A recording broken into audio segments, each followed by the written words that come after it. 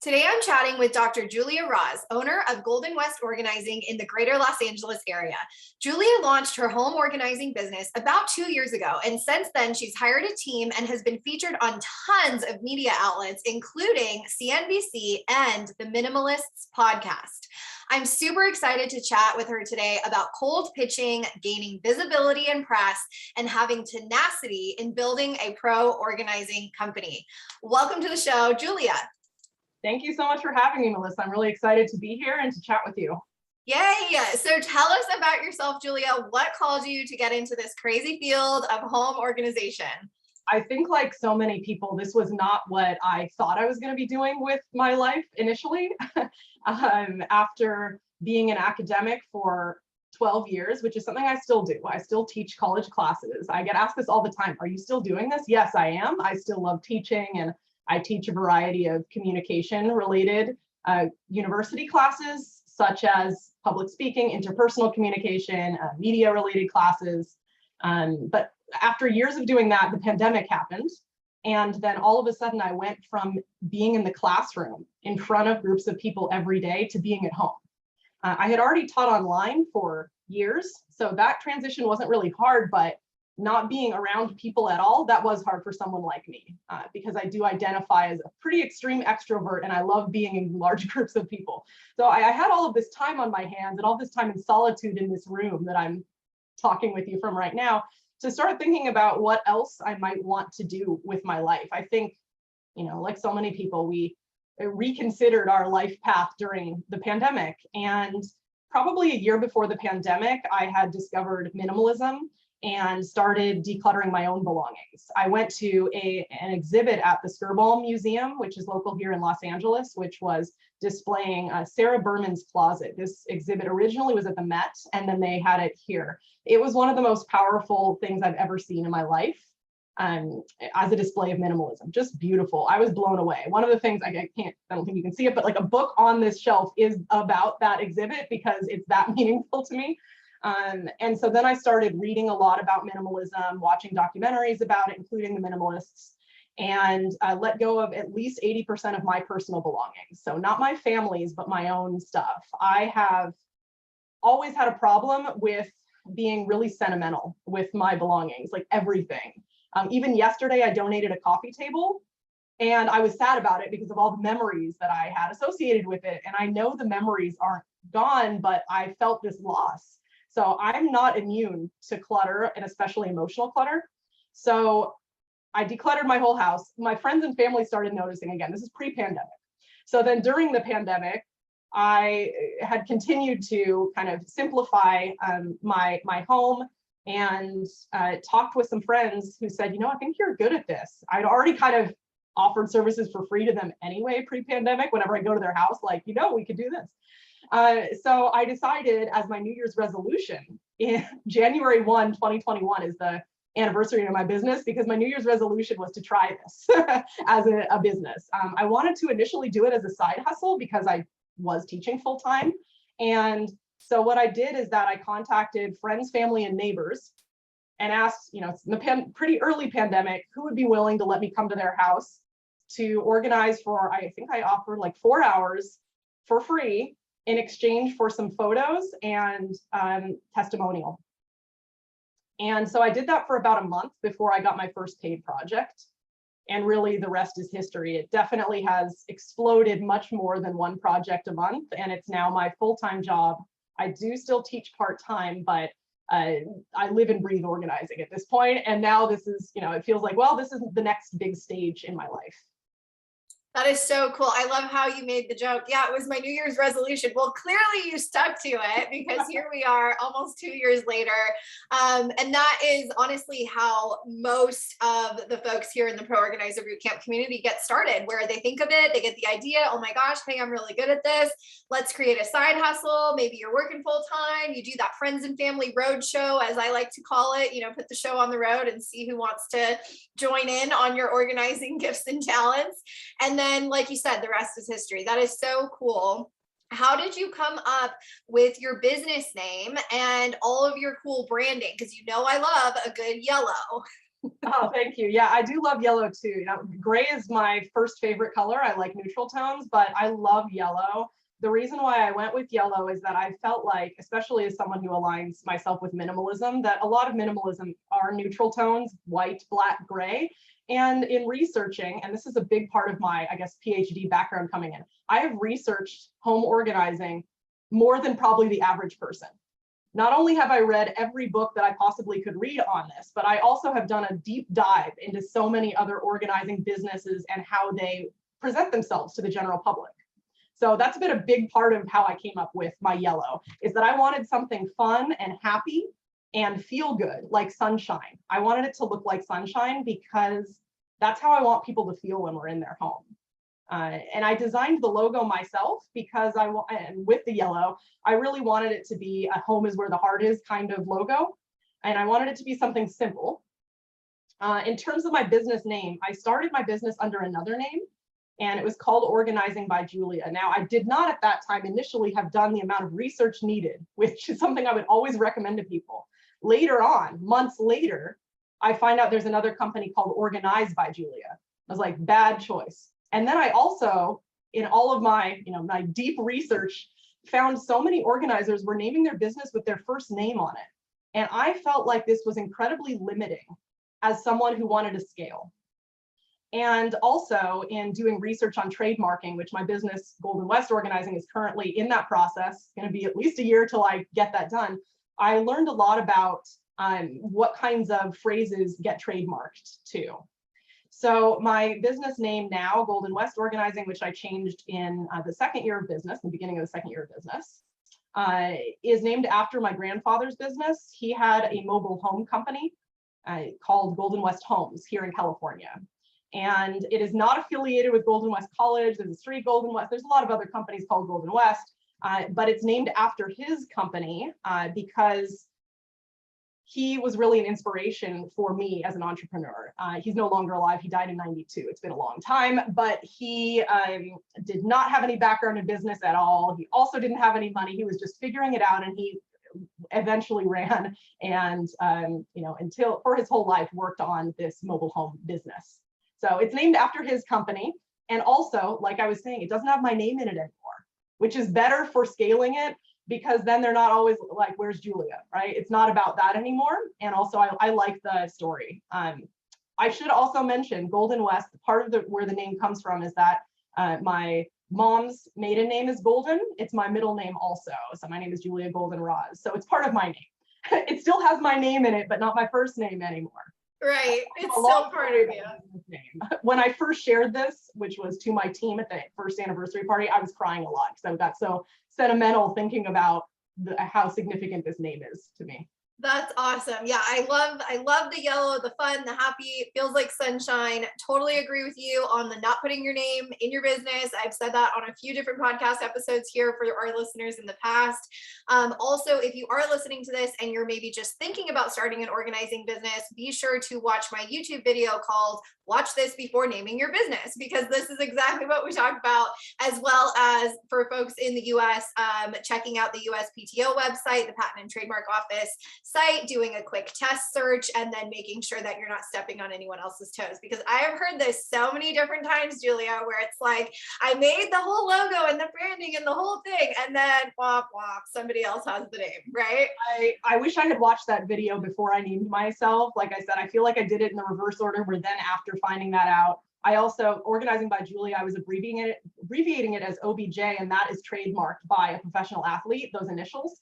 Like, there were so many things I didn't know that if I had done the research ahead of time, I would. And now, with this name, when I selected it, I did do all of that searching. And, when I did go to the trademark office and spoke with the lawyer, it's very straightforward to trademark this name. Whereas trying to associate a name with organizing, it's much more tricky, like your first name, or any of those words associated with organizing, like tidy, clutter, like these things are trickier. So if you have something that's like nothing having to do with organizing that you attach to organizing, easier to trademark. Exactly. I love it. I love the whole history of Golden West. funnily enough, my grandpa also owned a mobile home company in Southern California. Oh, really? Maybe they knew each other. Maybe they did. This was in Huntington Beach and Newport Beach down in Orange County. But small world. It's like, it's crazy to meet people here on the podcast and see all these like, little similarities. What I wanted to say too was, now that you have, obviously changed the name, grown and scaled, hired a team, and Julia is no longer working, in the homes of the clients, which totally makes sense now that it's this bigger, broader brand. What are the types of projects that you love to book for your team, or the types of projects that come in? Yeah, so I'm on some. I'm not 100% off. I have mixed feelings about being 100% off of the job, because I got into this because I love organizing, but I'm on select projects now. I try to limit how many, because I was doing 6 days a week of this and it was just not sustainable with running everything else from the business, not to mention all the physical components of this job. So I am still on some, but I'm selective of how I participate now, and I'm much more involved in just making sure that the whole thing goes smoothly than anything. What are my favorite kinds of things to book?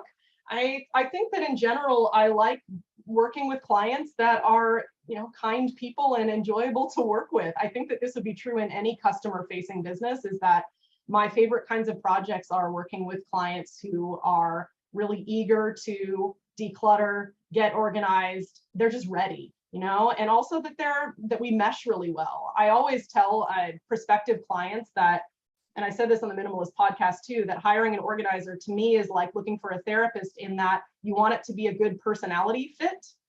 You want to make sure it's somebody that you trust, that has your best interest in mind. And when clients end up booking with us, I hope that that's how they're feeling about working with us, and vice versa. So that's my favorite kind of person to work with.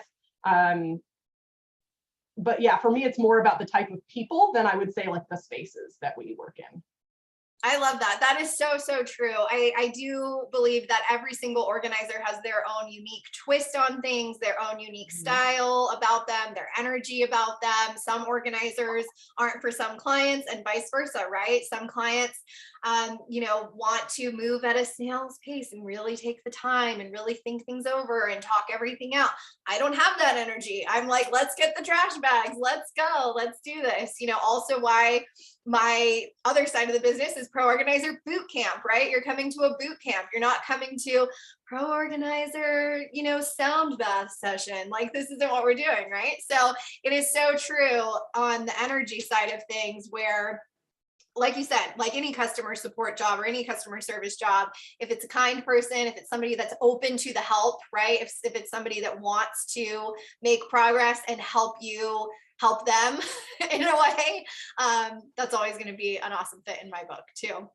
So I would also add that, and I think that this comes down to the selling portion of the business, but ideally that we're working and I'm booking clients who view the cost of our services as reasonable and not a reach. So it's much easier to work with clients that your price point fits with their budget, and that they're not constantly, wondering, is it really worth the money? Do I have this money?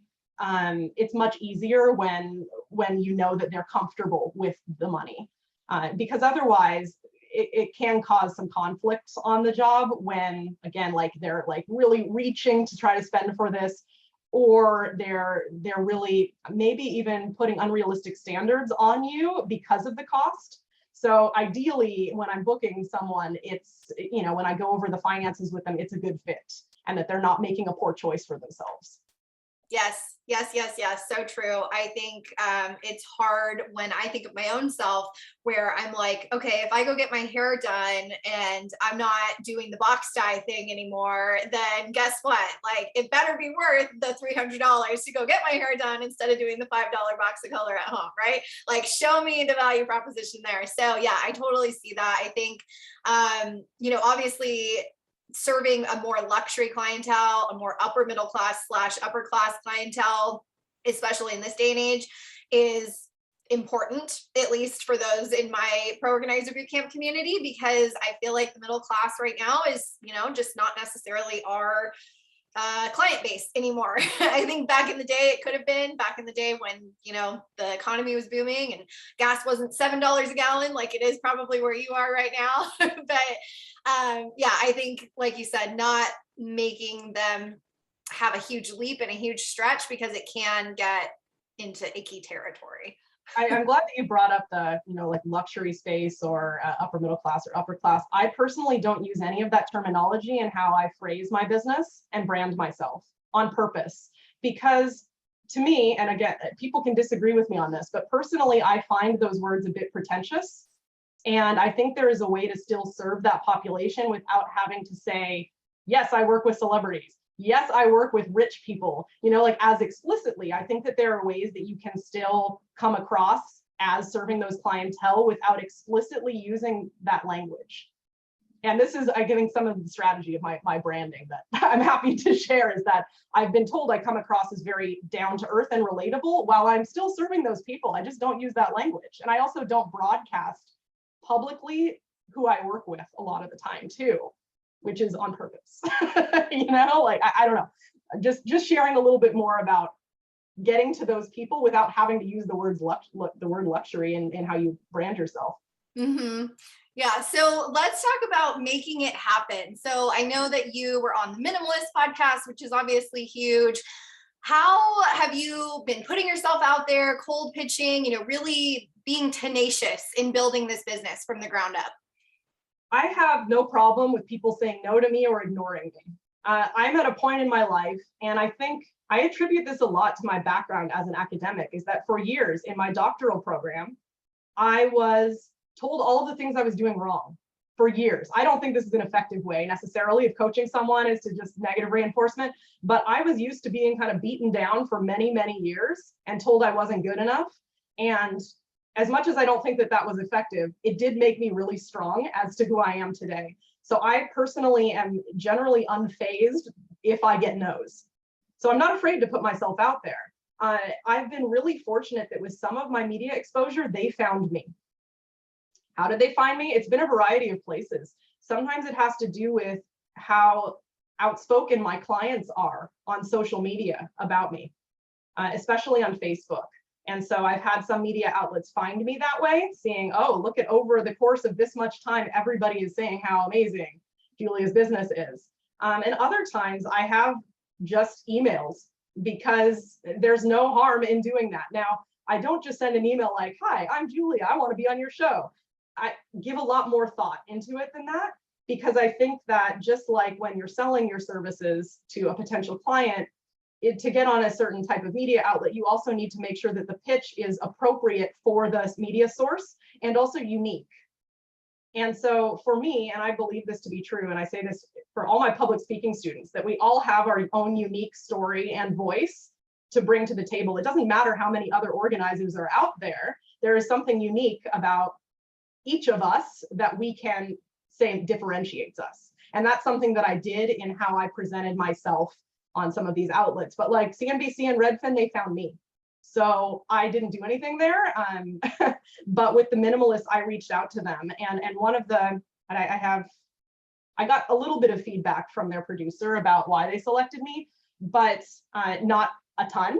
And I will say that my knowledge of the Minimalists' work, as I had read all of their books, watched their documentaries, followed their podcasts, I was already a big fan and very familiar with it, coupled with my own philosophy for organizing, is why I was a good fit. So it doesn't mean that all organizers would be a good fit for that show. In fact, my shared philosophy on minimalism and not being a product-based business, which is different than some of the big organizing companies, is part of why we were able to see eye to eye on things. So, but I have definitely pitched. What? Sorry. I said, because you're not hawking product. The point is to be more minimalist in your approach. Less stuff. But I've definitely reached out to other big media outlets that have never responded to me. And that's okay. Am I going to give up though? No, I will wait. I'm not going to bother them every month, but like 6 months from now, I'll email again, because to me, there's no harm in putting yourself out there. The worst thing that will happen is getting a no, or being ghosted entirely. But I think that my recommendation before someone does that is to make sure that their pitch is very clear as to what their differentiator is or what their angle is, and to practice that, and maybe even have somebody else read it before you turn it in. I have the benefit of a lot of years of writing experience in my life, and not everybody may have that. So why not ask a friend to edit it? You don't even have to spend money on it, but just, practice it a few times and keep putting yourself out there. I keep doing that. And what it has led to is kind of a snowball effect, because then once you get the credibility of having been in a major media outlet, other places, Google is trusting you, you're getting seen more. Other media outlets will be like, well, she was seen on this. And I did that with the Minimalist too. I mentioned my CNBC piece. I linked the video from CNBC so that they could watch me, and they did. They did watch that before I was selected to be on their show. I hope that answers the question. Yeah, a few things there for our listeners just to kind of summarize. So definitely show the value in any sort of pitch that you're putting together. And I like to say this, copy paste DMers / copy paste emailers, in my opinion, are the new telemarketers. Nobody is reading your copy pasted BS. I feel very strongly about this because I get copy pasted DMs on Instagram and in my email daily. And it is, in my opinion, it's trash. It's absolute trash. It's lazy, and it shows through to just copy paste the exact same thing and blast it everywhere. So to me, that's spam. So try to. You're totally right. And I get these emails every single day too, and I just immediately delete them. And yeah, I guess that I'm really glad you brought that up, because I do tailor everything I say. Like, you have your general, message, what that pitch is, but it needs to be custom tailored to that audience. So what I wrote to the minimalists would not be what I would write to anybody else. I custom tailored that, and I really showed my knowledge of and why I was a good fit, right? And that has to be tailored to each place.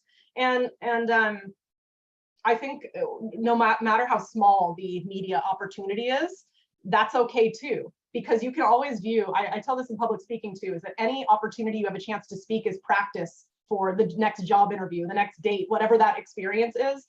And so anytime you have a chance to put yourself out there, you get to practice refining that elevator pitch and how you want to present yourself. So when you do get that big opportunity, it's not your first time ever talking in front of people. Like, for someone like me, I love public speaking. I'm great in front of 200 people, but I also know there are many people in organizing that don't have that feeling, that they may be petrified by speaking. And so any opportunities you have, even like, some like local group that you can volunteer and do a speech at, anywhere that you can practice is great. Yep. In Pro Organizer Bootcamp, we do a few different activities, like a 10-word elevator pitch. And I just absolutely love doing that with my masterminders, because it really helps us flex that muscle. And as we pivot and grow and change and offer new services and target different markets and different client, avatars and all that good stuff, it's important to practice, right? It's important to get out there. We talk a lot about networking, going to a BNI meeting, doing your stand-up pitch, going to a Rising Tide Society Tuesdays Together meeting, and sitting in a group of other female business owners and figuring out, okay, how do I talk about this, right? I think that's I haven't checked the recent statistics, but it's usually like a top 3 biggest fear, right? It's like heights, death, spiders, one of those things. Public speaking is always up there. So before we close out today, Julia, what is some advice that you might have for newbie organizers that are just getting into this industry? One of the things that I really like about this industry is that it has a low barrier to entry. And I think that new organizers can use this to their advantage. And like I was saying earlier, there's a lot of us out there. And if you're in a place like where I live, there are a lot of people that organize that are in my city. Like, there's so many of us. And so it can feel daunting at first. Like, how am I going to find my voice in the crowd? Because I'm not the only one. And it's, depending where you live, there might be a whole lot of people, including very established people. But I think it's important not to let that discourage you.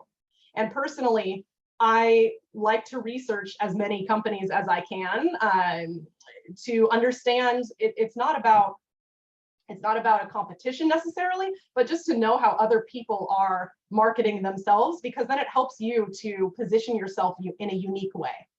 I also think that having a chance to speak with other organizers who are seasoned, who are nice, is a good tip.